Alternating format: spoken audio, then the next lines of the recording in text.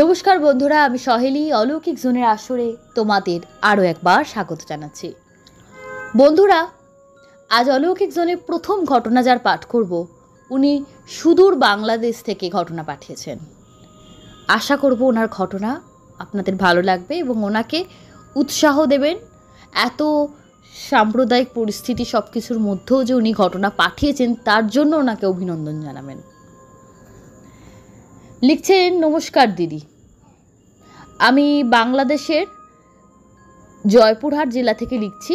আমার নাম ব্যক্তিগত কারণে নেবেন না। আচ্ছা, আমি যে ঘটনাটি বলবো সেটি আমার দিদার মুখে শোনা একটি ভৌতিক ও দৈবিক ঘটনা।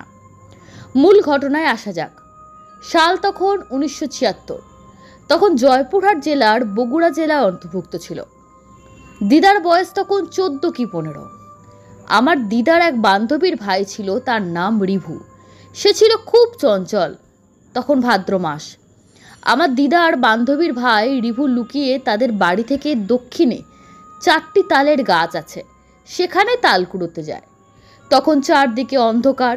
রিভুর হাতে ছিল একটি তখনকার আমলের ছোট টর্চ লাইট। সেই লাইট এগিয়ে গেল তালের গাছের নিচে। সে দেখতে পেল তাল গাছের গোড়ায় দুটো তাল পড়ে আছে। আগেই বলে দিদি, ওখানে আগে কালী পুজো হতো। রিভু তাল দুটো দেখে নিতেই তখন তার চোখ পড়ল তাল গাছের উপরে। সে দেখতে পেল যে একটি শিশু হামাগুড়ি দিয়ে নেমে আসছে। শিশুটির চোখ ঠাসা ঠাসা, শরীরের রং, শিশুটির জিভ বেরিয়ে আসছে, কালো হয়ে গেছে। তাকে দেখে রিমু ভয়ে হিম হয়ে গেছে। তখন সে দেখতে পেল একটা মহিলা দাঁড়িয়ে আছে, বেশ লম্বা এবং চুলগুলো লম্বা, কিন্তু মহিলার 2 চোখ লাল বর্ণের। তাই দেখে ভয়ে রিভু অজ্ঞান হয়ে যায়। জ্ঞান ফিরে এসে দেখতে পায় বাড়ির বিছানায় শুয়ে আছে। সেখানে থাকা তার বাবা বলল, তোর কি হয়েছে? উত্তরে সব ঘটনা বলে দিল। তার খুব জ্বর এসেছে। তারপর ওঝা এসেছিল এবং সেই ওঝা বলল ওই মহিলা ছিল মা কালী। মা কালী বাঁচিয়েছেন ওকে। তারপর রিমু আস্তে আস্তে সুস্থ হয়ে যায়। তারপরে তাদের বাড়িতে কালী পুজোও দিয়েছিল। দিদি, ঘটনাটি ভালো লাগলে অবশ্যই পাঠ করবে। ভালো লাগলে গুছিয়ে লিখতে পারলাম না, তাও ভুল হলে একটু গুছিয়ে বলবেন প্লিজ। Love from Bangladesh. তারপর উনি লিখেছেন, বানান ভুল থাকলে ঠিক করে নেবেন। নিশ্চয়ই ভাই, বানানটা কোনো বড় কথা না। আপনি এত সুন্দর করে একটি দৈবিক ঘটনা পাঠিয়েছেন, খুবই ভালো লাগলো এবং আশা করছি বাংলাদেশে ভালো আছেন, সুস্থ আছেন পরিবারকে নিয়ে, এটুকু আশা করছি।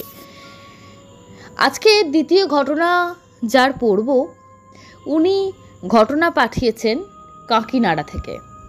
ওনার নাম রাজর্ষি দাস। ঘটনা বেশ অনেক দিন আগেই পাঠিয়েছেন। প্রথমেই রাজর্ষির কাছে আমি ক্ষমা চাইছি, আমি দেখতে পাইনি। ওনার মেলটা অনেক দিন পড়েছিল এবং আমি ওনাকে রিপ্লাই দিয়েছি। আজকে আপনার ঘটনা পড়ছি। ঘটনা ওনার দাদুর জীবনের। ঘটনাটা আজকের না। বলছেন তখন সবে সবে ভারতবর্ষ স্বাধীনতা লাভ করেছে, মানে স্বাধীন হয়েছে এই বছর 5 হয়েছে, এরকম সময়। তখনকার সিনারিওটা আশা করি আমরা জানি। তখন মানুষের শিক্ষার হার কম ছিল, ছেলেমেয়েরা স্কুল কলেজে কম যেত। মেয়েদের কথা ছেড়েই দিন, ছেলেরাও খুবই কমই পড়াশুনো করতেন। উচ্চশিক্ষায় তো অন্তত খুবই কম যেতেন। উনি লিখছেন, এগুলো কিন্তু কোনোটাই আমার কথা না। সেই সময় ওনার দাদু প্রচণ্ড মেধাবী ছিলেন, কিন্তু ওরা ছিলেন অত্যন্ত গরিব। ওরা এমন একটা জায়গায় থাকতেন যেটা বেশ আজকের যুগে বেশ বিতর্কিত একটি জায়গা। তো উনি নামটা বলতে চাননি, আমি জানতেও চাইছি না। তো সেখানে পড়াশুনো করার, এগিয়ে যাওয়ার খুব সমস্যা ছিল। কারণ আর্থিক অবস্থা, সামাজিক চাপ ছিল। কারণ ওনার দাদুরা ছিলেন একটু নিচু জাতির। তখনকার দিনে জাতপাত প্রচণ্ডভাবে একটা ব্যাধির মতো ছিল, আজকের যুগে অনেক কমে গেছে। তো যারা একটু উচ্চ জাতির যারা, তারা তাকে ছোট করতো। সেই ছেলেরা স্কুলে পাশে বসতো না, তখনকার মানসিকতায় একটু দূরে বসতো, একসঙ্গে টিফিন ভাগ করে খেত না। এবং কিছু কিছু মাস্টারমশাইরা ছিলেন, তারাও খুব ছোট চোখে দেখতেন। তো এরকম নানা রকম পরিস্থিতির মধ্যে থেকেও তবু সে তার মেধার জোরে এবং অনেক কষ্ট অতিক্রম করে তিনি ডাক্তারি পড়েছিলেন। এবং ডাক্তারি পড়েছিলেন কোনো রকম অন্য কোনো জায়গা থেকে না, আমাদের কলকাতা মেডিকেল কলেজের উনি ছাত্র ছিলেন, সেখান থেকে উনি ডাক্তারি পাশ করেন। তখনকার দিনে ডাক্তারি পাশ মানে বুঝতেই পারছেন, তাদের কাছে এত টেস্ট করা করার ফেসিলিটিসগুলো ছিল না। ওনারা রোগীর নাড়ি টিপে রোগ বলে দিতে পারতেন সেই সময়কার ডাক্তার। তো উনি আস্তে আস্তে যখন কিছুকাল কলকাতা শহরে প্র্যাকটিস করেন এবং সেখানে বেশ ভালোই পসার জমে উঠছিল, উনি বিবাহ করেন, ওনার স্ত্রী সন্তান সব কিছু নিয়ে উনি সুখেই থাকছিলেন। ওনার বাবা মা গ্রাম থেকে আসতেন, ওনার কাছে থাকতেন তখনকার দিনে, আবার তারা চলে যেতেন। বেশি দিন ওনারা বাড়ি ফেলে, তখনকার দিনে জয়েন্ট ফ্যামিলি, তবু বাড়ি ফেলে তারা থাকতে চাইতেন না। তো একটা সময় ওনার মায়ের খুব অসুস্থতা হলো, ওনারই মায়ের, এবং সেই সময় এমন একটি রাজনৈতিক পরিস্থিতি চলছিল, উনি নিজের মা অসুস্থ, সেই ডাক্তারবাবু কলকাতা থেকে এতই যোগাযোগ ব্যবস্থা খারাপ, যেতে পারছিলেন না। ওনার কাছে চিঠিটা এসেছিল অনেক দিন বাদে, কিন্তু চিঠি পাওয়ার পরও, একেতে চিঠি পেলেন অনেক দিন বাদে, তাও যখন চিঠি পেলেন তখন আর যেতে পারছেন না। এবং উনি যখন পৌঁছলেন তখন তো কোনো টেলিফোনের ব্যবস্থা ছিল না, এবং উনি ওনার গ্রামে কোনোভাবে যোগাযোগ করতে পারছিলেন না। ওনার পৌঁছতে পৌঁছতে প্রায় 1 মাসের বেশি, 1.5 মাস কেটে গেল, উনি যেতে পারছেন না, ছটফট করছেন। চিঠিপত্র এসেছে, ডেট লেখা আছে, এত দিন আগের চিঠি, মা জানি না কেমন আছেন। তো ওনার আশঙ্কায় সত্যি হলো, উনি ডাক্তার হওয়া সত্ত্বেও শুধুমাত্র যোগাযোগ ব্যবস্থা না থাকার, রাজনৈতিক পরিস্থিতির মধ্যে প্রচণ্ড ডামাডোল, উনি কিছুতেই পৌঁছতে পারেননি। এবং উনি গিয়ে জানলেন ওনার মা মারা গেছেন। শুধু মারা যাননি, ওনার মায়ের কাজ যে করবেন সেটুকুও ওনার সৌভাগ্য হয়নি, সমস্ত কিছু মিটেও গেছে, মানে এত দেরি হয়ে গেছে ওনার পৌঁছতে। তো এইসব ঘটনা জানার পর উনি নিজে ডাক্তার হয়ে এত কষ্ট করে সব কিছু, মা বাবা ওনার সঙ্গে ছিলেন, তারপরেও যখন এরকম ঘটনা ঘটলো উনি প্রচণ্ড ভেঙে পড়েন। এবং সেইখানে ওই গ্রামের মাটিকে স্পর্শ করে প্রতিজ্ঞা করেছিলেন, পরিবারকে আমি গ্রামে নিয়ে আসবো, এবার থেকে আমি গ্রামে থাকবো, আমি শহরে আর যাব না। এভাবে আমার মা যেমন মারা গেছে, আমার পরিবারের আর কাউকে বিনা চিকিৎসায় মরতে দেব না। ওনার মা কলেরাতে মারা গেছেন। এবং শুধু ওনার মা না, ওনার মায়ের বয়সী যারা গ্রামে আছেন পিতৃতুল্য, তাদের কাউকে উনি মরতে দেবেন না। তো একটা খুব সদ ইচ্ছা নিয়ে উনি ওনার পসার সমস্ত কিছু এক লহমায় ত্যাগ করে, মায়ের শোকে পাথর হয়ে স্ত্রী সন্তানকে নিয়ে উনি গ্রামে চলে আসেন। সন্তানদের মধ্যে তখন আর একজন কন্যা সন্তান, একজন পুত্র সন্তান। আজকে যিনি লিখছেন ঘটনা, সেই নাতি ওনার মেয়ের ছেলে, হ্যাঁ, তার মেয়ের ছেলে, আর পুত্র সন্তান দুজনকে নিয়ে চলে আসেন। কিন্তু ওনার জীবনে দুঃখ যেন কাটছিল না ডাক্তারবাবুর। গ্রামে এলেন, গ্রামে হয়তো টাকা পয়সা পেতেন না, খুবই কম পেতেন। চিকিৎসা করলে উনি লিখছেন হয়তো কেউ 1 ধামা চাল দিয়ে চলে যেত, ওটাই ফিজ এরকম। তার মধ্যেও উনি যেমন তেমন করে কিন্তু চিকিৎসা চালিয়ে যেতেন। একটু সম্পন্ন ব্যক্তিরা, যেহেতু ডাক্তার তখনকার দিনে খুবই কম, দূর দূর থেকে একটু সম্পন্ন ফ্যামিলির লোকেরা আসতো, তাদের পারিবারিক চিকিৎসা করলে সেখান থেকে অর্থ উপার্জন হতো। কিন্তু গরিব মানুষরা কেউই ওনার ফিজ বা ওষুধের দাম কিচ্ছুই দিতে পারতো না। এভাবে ওনার দিন চলছিল। কিন্তু বছর 5 বাদে ওনার জীবনে আরও বিপদ এলো। সেই সময় ওনার স্ত্রী হঠাৎ অসুস্থ হয়ে যান। উনি স্ত্রীকে, প্রচুর ম্যালেরিয়া হয়েছিল ওনার স্ত্রী, চিকিৎসা করেছেন উনি নিজে যথেষ্টভাবে, কিন্তু ওনার হয়তো ওইটুকুই আয়ু ছিল, স্ত্রীকে উনি বাঁচাতে পারেননি। প্রথমে মা, তারপর স্ত্রী। ওনারা আর বললো যে আমি ডাক্তারি আর কি করব। উনি ডাক্তারি ছেড়ে দিলেন মাঝপথে। ছেড়ে দিয়ে শুধুমাত্র ছেলে মেয়েকে মানুষ করতেন, বাড়িতে থাকতেন।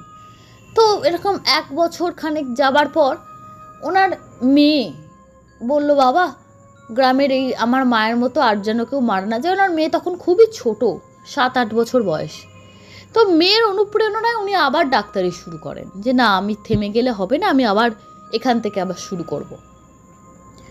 উনি ডাক্তারি শুরু করেন। তখন জাতিভেদ প্রথা, ওনার ছোটোবেলায় যেটা পেয়েছিলেন স্কুলে পড়ার সময়, সেটা তখন অনেকটা কমে গেছে। মানে ডাক্তার বলে মনে মনে কিছু থাকলেও ওনার কাছে চিকিৎসা নিতে আসা লোকেদের মধ্যে উনি কোনো ওরকম ফারাক করা বা ওরকম কিছু উনি দেখতেন না। তারা খুবই ভালো ব্যবহার করতো ওনার সঙ্গে। আস্তে আস্তে আস্তে আস্তে গ্রামের সব জায়গায় ওনার নাম ছড়িয়ে পড়ছিল। মেয়েকে ভালো করে মানুষ করছিলেন, ছেলেকে মানুষ করছিলেন, এবং উনি ওনার স্ত্রীকে এত ভালোবাসতেন, উনি আর দ্বিতীয়বার বিবাহ করেননি, করার কথা চিন্তাও করেননি।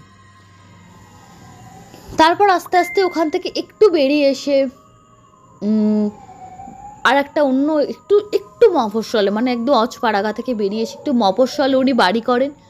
উনি ওনার সন্তানদের নিয়ে যে নতুন বাড়িতে আসেন, আসার পর থেকে ওনার দিন মোটামুটি কেটে যাচ্ছিল। ছেলে মেয়েকে মানুষ করছিলেন, চিকিৎসা করছিলেন রুগীদের। তো এরকম দিনকাল চলতে চলতে ওনার যখন খুব নাম হয়ে যায়, তখন গ্রামে আরও এক ডাক্তার আসেন। মানে ওই গ্রাম থেকে বেরিয়েছে মফস্বলে উনি বাড়ি কিনেছিলেন আর কি, সেখানে আরও একজন ডাক্তার আসেন।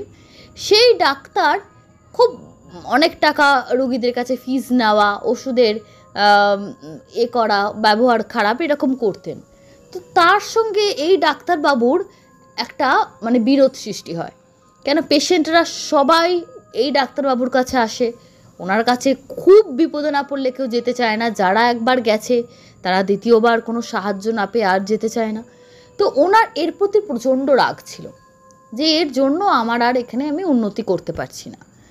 কিন্তু ওনার ছিল যেভাবেই হোক এই ডাক্তারবাবুকে আমায় বসিয়ে দিয়ে আমাকেই নিজেকে উন্নতি করতে হবে, একে চিকিৎসায় বন্ধ করতে হবে। তো উনি ওখানকার যিনি খুব সম্ভ্রান্ত ব্যক্তি, সেই যে ডাক্তারবাবু যিনি ছিলেন আর কি, যিনি ক্ষতি চাইতেন এনার, তার খুবই ঘনিষ্ঠ ছিলেন সম্ভ্রান্ত ব্যক্তির। তার সঙ্গে কথা বলে যোগাযোগ করে বললেন যে তাহলে একে যেভাবেই হোক বসিয়ে দিতে হবে, কারণ আমি চিকিৎসা করতে পারছি না, আমার কাছে পেশেন্টরা আসছে না, ওর কাছে সস্তায় চিকিৎসা পাচ্ছে, ওর কাছেই যাচ্ছে। তো উনি বললেন তাহলে খুঁজে বার করো এর দুর্বলতা কী আছে। তখন উনি লোক টোক লাগিয়ে ওরা খুঁজে বার করলো এনার দুর্বলতা একমাত্র এর দুটি সন্তান। স্ত্রী মারা গেছে, মা মারা গেছে, পরিবারে গ্রামের পরিবারে কিছু লোকজন আছে, কিন্তু এখানে উনি দুটো সন্তান নিয়ে এবং একজন সব সময়ের থাকা একজন পরিচারককে নিয়ে থাকেন, আর বেশি লোক নেই বাড়িতে। বললেন তাহলে তো খুবই ভালো হলো, এই রকম লোককে কাবু করা তো খুব সুবিধা হবে। তো নানানভাবে চেষ্টা করলেন, নানা রকম চেষ্টা করা, প্রথমে ধমকানি দেওয়া, তারপর নানা রকমভাবে তাকে বোঝানো, মানে কোনো কিছু বাকি রইল না। বাচ্চা মেয়েটিকে স্কুল থেকে আসার সময় চেষ্টা করেছিল তাকে ধরে নিয়ে চলে যাওয়া, কিন্তু ওনার ছেলে মেয়ে খুবই বিচক্ষণ। তো ছেলে মেয়ের কারোরই কোনো ক্ষতি করতে পারলেন না, কাউকে ধরেও নিয়ে যেতে পারলেন না যে বাবাকে একটুখানি সাহায্য করবেন, তাও হলো না। সব কিছু করে যখন তারা ফেল করলো যে না একে আর কিছু করা যাচ্ছে না, তখন তারা এক তান্ত্রিকের শরণাপন্ন হয়। তান্ত্রিককে শরণাপন্ন হয়ে তান্ত্রিক বলেন যে এর যে দুর্বলতা সেখানেই আঘাত করতে হবে, না হলে এই ডাক্তারকে এখান থেকে সরানো যাবে না। এবং এইখানে লোকাল জায়গায় না, আরও দূর দূরান্তর থেকে লোক আসছে, খুবই এর প্রসার বাড়ছে, কিছুদিন বাদে তো আপনাদেরকে আর কেউ দেখবেও না, এর কাছেই সবাই যাবে। তো সেই স্বার্থপর ডাক্তারবাবু প্রচণ্ড ভয় পেয়ে গেলেন। তো তান্ত্রিক যেন তেন প্রকারণ ছলে বলে কৌশলে একটা বেলুনওয়ালা সেজে বেলুন বিক্রি করতো স্কুলের বাইরে। তো সেখানে বিক্রি করতে করতে বাচ্চাটির সঙ্গে আলাপ জমায়, বাচ্চা মেয়েটির সঙ্গে বিশেষ করে কথা বলতো, সব কিছু তাকে হাতে লজেন্স দিত, বিস্কুট দিত। বাচ্চাটি প্রথম কথা না বললে আস্তে আস্তে ওর ভালো ব্যবহারে বাচ্চাটিও আস্তে আস্তে কথা বলা শুরু করে দেয়। তো একদিন এমন একটা জিনিস খাইয়ে দিল বাচ্চাটিকে, বাচ্চাটি বাড়ি চলে এলো, কিন্তু বাড়ি আসার পর থেকে প্রচণ্ড জ্বর, তার জ্বর কমে না, কোনোভাবেই কমে না। ডাক্তারবাবু নিজে চিকিৎসা করলেন, তারই মেয়ে, কিছু করতে পারছেন না, যেহেতু মাকে এবং একে হারিয়েছেন, স্ত্রীকে, তো ওনার দুর্বলতা যেহেতু ওনারই সন্তান, উনি ভাবলেন না এর বেলায় আমি আর কোনো রকম কোনো নেবো না, দায় নেবো না, আমাকে যেভাবেই হোক কোনো রিস্ক নেবো না, যেভাবেই হোক একে আমায় বাঁচাতে হবে, নাহলে এও হয়তো আমাকে ছেড়ে চলে যাবে। উনি যেটা কোনোদিন পছন্দ করতেন না, যা কোনোদিন করেননি, ওই সেই স্বার্থপর সুবিধাবাদী ডাক্তারবাবুর কাছে মাথা নত করে উনি গেলেন যে আপনি তো খুব ভালো চিকিৎসা করেন, আপনি তো সবার চিকিৎসা করতে চেয়েছিলেন, আমি এক কথায় এই জায়গা ছেড়ে চলে যাব, আপনি আমার মেয়েটাকে বাঁচিয়ে দিন, চিকিৎসা করুন, ওর জ্বর অনেক দিন হলো কমছে না, মেয়েটা খাওয়া দাওয়া ছেড়ে দিয়েছে, প্রায় বিছানায় মিশে যাওয়ার মতন অবস্থা। তো এই রকম সময়ে সেই ডাক্তারবাবু কিছু ওষুধ পাঠালেন, মানে চোখে ধুলো দেওয়ার জন্য, যে দেখো আমি ওষুধ দিলাম, কিন্তু অত্যন্ত তাকে কথাও শোনালেন, তুমি তাহলে চলে যাবে, সব কিছু করে, বলে হ্যাঁ আমি করব। কিন্তু অদ্ভুত ব্যাপার, সেই ডাক্তারের ওষুধ খেয়েও তার সন্তান কিছুতেই ভালো হলো না। দিন যায়, মেয়ে যেন আরও বিছানার সঙ্গে মিশে যায়। এরকম সময় তার সবসময়ের যে পরিচারক ছিলেন, তিনি বললেন, বাবু আপনি ডাক্তার, আপনি তো বিশ্বাস করবেন না এগুলো, একটা কাজ করুন না, ওই ওরা কেউ মনে হয় কিছু খাইয়ে দিয়েছে দিদিকে, কারণ দিদি যখন একদিন বমি করেছিল, কালো কালো কি যেন বমি দিয়ে উঠেছিল। ডাক্তার বললেন, আমি ডাক্তার, আমি বুঝি না, তুই বুঝিস বেটা? পরিচারক বললেন, হ্যাঁ বাবু, একবার বিশ্বাস করেই দেখুন না, আপনি তো এত কিছু হারিয়েছেন জীবনে, না হয় একবার বিশ্বাস করলেন। তো ওনার সন্তান স্নেহে উনি মেনে নিয়ে ওই পরিচারকের কথা মতো, এবং সবার অগোচর, এখানে একজন ডাক্তার এগুলো বিশ্বাস করছে দেখলে তো মানুষ খারাপ ভাববে, গুণিনের কাছে গেলেন। গুণিনের নাম সুকুমার গুণিন, সেই নামটা উনি বলেছেন যে বলতে পারি। সুকুমার গুণিন খুব একজন প্রসিদ্ধ মানুষ ছিলেন, উনি অন্যান্য কাজকর্ম করতেন, কিন্তু এটা ওনার একটা মানে পেশা ঠিক না, উনি মানুষকে সহযোগিতা করার জন্য গুণিনের কাজ করতেন, কারোর কিছু হারিয়ে গেল বা কাউকে ভূতে ধরলো বা কোনো কিছুতে, সবেতে উনি সাহায্য করতেন। এই ঘটনার চমকটা এখানেই। তো সুকুমার গুণিন যখন আসে ওই ডাক্তারবাবুর বাড়িতে, বাড়ির জমি বা আশেপাশ শুকে বলে দেন, বড় আষ্টে গন্ধ, তোমার মেয়ের ওপর খারাপ কাজ করানো হয়েছে, তাকে কোনো খারাপ আত্মা দিয়ে এমন কিছু খাইয়ে দেওয়া হয়েছে, তারপর থেকে সে আত্মা বাচ্চাটির সঙ্গে সব সময় জুড়ে আছে। মানুষের যেমন প্রিয় খাবার থাকে, আত্মাদেরও প্রিয় খাবার থাকে। তো যে করেছে, সে আত্মাকে কোনো প্রিয় খাবার দেওয়ার ছল দেখিয়ে এই বাচ্চাটির মেয়েটির পেছনে লেলিয়ে দিয়েছে। এই বাচ্চার মেয়েটিকে যত যা খায়, ওই আত্মাটা সব খাবারগুলো খেয়ে নেয়, ওর ভেতরে একদম ধরে রেখে দিয়েছে। ধরে মানে সবসময় যে ঢোক মানে আসছে, ওর শরীরতে ধারণ করছে, খাবার খাচ্ছে এবং ওর শরীর থেকে বেরিয়ে যায়। তো ওই জন্য মেয়েটির জ্বরও কমে না এবং আস্তে আস্তেও বিছানার সঙ্গে মিশে যাচ্ছে, এবং বাচ্চাটি যখন খাওয়া দাওয়া ত্যাগ করছে, ওর শরীরের হাড় মাংস ভেতর থেকে চিবিয়ে খাচ্ছে। সুকুমার গুণিন এটা বললেন। তো ডাক্তারবাবু তো ভাবলেন যে সব বুজরুকি, এইগুলো আবার হয়। বললেন, আচ্ছা ঠিক আছে, তুমি বাপু অনেক বলেছো, না টাকা পয়সা নাও, তুমি যাও। সুকুমার গুণিন খুবই অসন্তুষ্ট হলেন, যে উপকার করতে এলুম ডাক্তার, তুমি দেখি কেমন করে বাঁচাও তোমার মেয়েকে। তো এরকম যেতে যেতে একদিন ঝড় বৃষ্টির রাতে বাচ্চা মেয়েটির শ্বাস উঠল, ওনার ওষুধে কাজ হচ্ছে না, সমস্ত কিছু বন্ধ। পরিচারক কাঁদতে কাঁদতে বললেন, ডাক্তারবাবু আপনি দয়া করে সুকুমারকে ডেকে আনুন, বাঁচালে ওই বাঁচাতে পারে। আবার ডাক্তারবাবু নিজের ইচ্ছার বিরুদ্ধে সাইকেলে করে মাঠ পার হয়ে সেই সুকুমারের গুণিনের কুঠিতে গেলেন, ছোট্ট কুটির। সে কুটিরে গেলেন, উনি আর ওনার স্ত্রী তখন বসে কোনো কাজ করছিলেন। তো ডাক্তারকে দেখে প্রচণ্ড রেগে গেলেন, কি দরকার তোমার এখানে আসার, আমি তোমার বাড়িতে আর যাবো না। বললো, আমার মেয়েকে বাঁচাও, এমনিই মরতে বসেছে, না হয় তুমি যদি বাঁচিয়ে, তুমি তোমার কথা শুনে যদি আমি শান্তি পাই, ওই মৃত্যুর হাত থেকে বেঁচে যায়, তাই সই, আমার বিশ্বাস টিশ্বাস ছেড়ে দাও, আমার মেয়ের মুখ চেয়ে তুমি চলো। সুকুমার গুণিনের হয়তো মায়া হলো বাচ্চাটির কথা ভেবে, উনি দেখে এসেছিলেন অসুস্থ বাচ্চাটা, উনি গেলেন। যাওয়ার পথে উনি বললেন, এবারে গেলে কিন্তু তোমাকেও দুটো কাজ করতে হবে। বলে, কি? এই জায়গা ছেড়ে চলে যাব, ডাক্তারি ছেড়ে দেবো? বলে, না না না না, তুমি ডাক্তারি করছো তাতে আমার কি বাপু, তোমাকে যা যা করতে বলবো সেগুলো তোমায় করতে হবে, বিশ্বাস করে করতে হবে, অবিশ্বাস করলে কিন্তু মেয়েও মরবে, তুমিও মরবে। তাহলে একটা রাস্তা আছে তোমার মেয়েকে বাঁচানো। বললো, যা বলবে তাই করব।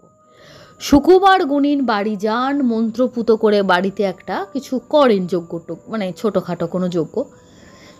মেয়েটি তখন প্রায় অচৈতন্য, কোনো রকমে নাড়ি চলছে, মানে মৃত্যু আসন্ন তার।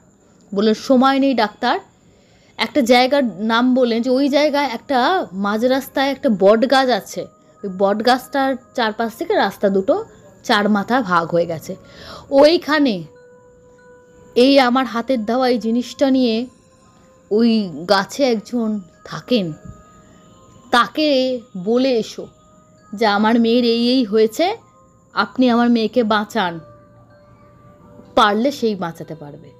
ডাক্তার তো আকাশ থেকে পড়ছে, তো সেই রূপকথার গল্পের মতো, মানে এবার বিপদে পড়েছেন ওনার সন্তানের এই অবস্থা। বলে তাই সই, বিশ্বাস হচ্ছে না যে কী বলছি সব, আমি ডাক্তার হয়ে গাছের তলা থেকে কাকে ডাকতে যাব। কিন্তু উনি তাই করলেন। কিন্তু সুকুমার বললেন খবরদার, বিশ্বাস করে বলে আসবে, অবিশ্বাস করলে কিন্তু তোমারও মৃত্যু আছে।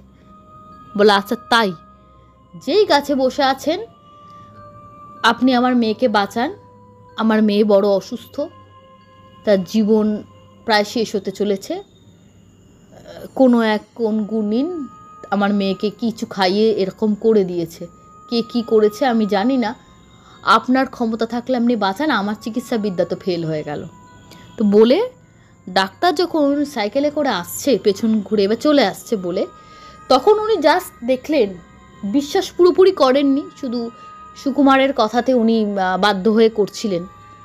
দেখলেন একটা গাছের ছোট ডাল মাটিতে আচমকা ভেঙে পড়লো, এবং ডালটা বেশ পোড়া, মানে ধোঁয়া ধোঁয়া বেরোচ্ছে ডাল থেকে, একটা পচা গন্ধ আসছে। গাছের ডাল এরমভাবে তো পচা গন্ধ আসে না, আর এরকম ধোঁয়া কখনোই আসতে পারে না যদি না গাছে বাজ পড়ে। তাই দেখে উনি পেছন ঘুরে সাইকেল নিয়ে বাড়ি চলে এলেন। তো বাড়িতে এসে একটা তাজ্জব হয়ে গেলেন, ওনার যেতে বা আসতে সময় লেগেছিল, বাড়িতে যখন এসেছেন ওনার ওই অসুস্থ মেয়ে দেখছে বালিশে হেলান দিয়ে কোনো রকমে উঠে বসেছে, এবং তার বাড়ির পরিচারক তাকে দুধ সাবু খাওয়াচ্ছেন। ডাক্তারবাবু তড়িঘড়ি গায়ে হাত দিয়ে দেখেন গায়ে এক ফোঁটা জ্বর নেই, এবং বাড়িতে না একটা যে সবসময় সুকুমার বলছিলেন পচা আষ্টে গন্ধ, সেটাও নাকি চলে গেছে। তো বাচ্চাটি ভালো হয়ে যায়, তারপর আরও 3 দিন ডাক্তারবাবুকে অবজারভেশনে রাখে, দেখে সত্যি আর জ্বর জারি কিছু আসে না। 3 দিন বাদে সুকুমার আরও আসে, এবং সেই অসুস্থ মেয়ে পুরোপুরি হয়তো চাঙ্গা হয়নি, কিন্তু সে বসে তার ভাইকে নিয়ে খেলছে ঘরের মধ্যে, মানে যার একদম মৃত্যু আসন্ন, শ্বাস প্রশ্বাস নামা প্রায় বন্ধ হওয়ার জোগাড়, সেই বাচ্চা বসে খেলা করছে। সুকুমার বললেন কি ডাক্তার, বিশ্বাস হলো? ডাক্তার বললেন এবার বলো, বিশ্বাস তো করতেই হবে বাপু, কি এমন হয়েছে, কি করেছো, বা আমি কাকে গিয়ে বললাম, এবার তো বলো। তখন সুকুমার খুলে বললেন যে তোমার ওই যিনি প্রতিদ্বন্দ্বী ডাক্তার আছেন তিনি খুবই বদ লোক, আমি গরিব মানুষ, আমাকেও চিকিৎসা দেয়নি, তো আমি যেহেতু গুণিন, আমাদের কাছে জল পোড়া তেল পোড়া থাকে, ওতে আমাদের হয়ে যায়। তো উনি তোমার মেয়েকে একটা তান্ত্রিককে দিয়ে কিছু খাইয়ে দিয়েছিলেন, এবং এমন একটা জিনিস খাইয়ে দিয়েছিলেন, সে একটা আত্মার সেটা খুব প্রিয় খাবার ছিল, এবং সেই আত্মাটাকে ওইভাবেই বলা হয়েছিল যে এই বাচ্চাটিকে বশ করো, এখান থেকে তুমি তোমার প্রিয় খাবার পাবে বা কিছু।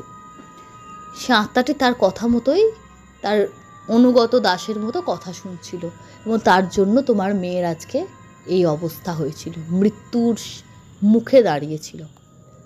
বলে বাঁচালে তো তুমি? বলে না না না, আমি কিচ্ছু বাঁচাইনি। ওই বট গাছের ডালে যিনি থাকেন, হয়তো তুমি বিশ্বাস করবে না, তিনি বহুকাল আগে মারা গেছেন, এই গ্রামেরই বউ ছিলেন। তিনি আমাদের ভাষায় একটি পেতনি, কিন্তু তার মন বড় ভালো। এবং শুধু তাই না, মানুষের যেমন একটা নেতা থাকে কোনো সমাজে, ওই ভৌতিক সমাজে নাকি পেতনি রানীর খুবই একটা কথা চলে, তার কথায় সবাই উঠে বসে। তো উনি যখন সুকুমার আসনে বসেছিল, উনি জানতে পেরেছিল এই একমাত্র পেতনি রানী পারবে ওই বাজে যে ভূত, যে আত্মা আর কি বাচ্চাটিকে বশ করে রেখেছে বা শরীর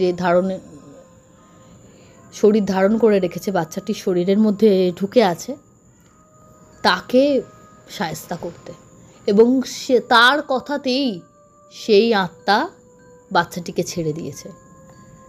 তখন পরিচারক জিজ্ঞেস করে, তাহলে ওই যে তান্ত্রিক, সে যে ওই আত্মাকে দিয়ে কাজ করাচ্ছিল, তাহলে এবার কি হবে?